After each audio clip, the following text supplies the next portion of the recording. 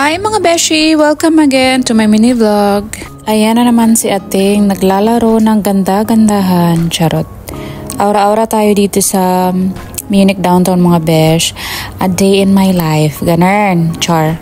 Ano ba yung mini vlog ni beshi? Lagi na lang aura-aurahan ang hirap ng buhay sa Pinas. Syempre, nakabakasyon ng lola nyo. Ayan, bakasyon now, tulala later. Ganun. Let's stay positive lang mga beshi. Ayan, i-upload na yan para ma-delete na rin sa phone at saka counting memories.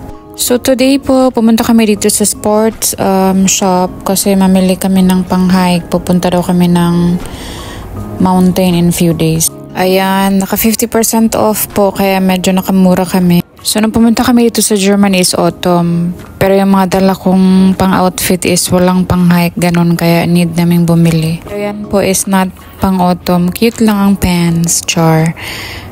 Sa Urban Outfitter. Medyo may sale din ganun pero parang hindi ko siya bet kasi nakakawala ng puwet ganun. Yan, gusto ko lang i-share mga besh kasi na-amaze ako dito sa kanila. Tingnan niyo yung cashier dyan.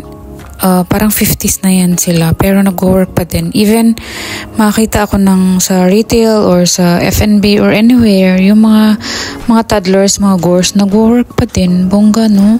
Pero still, depending on the nature of the work, I observe, yan, F&B and mga retail, may mga gores.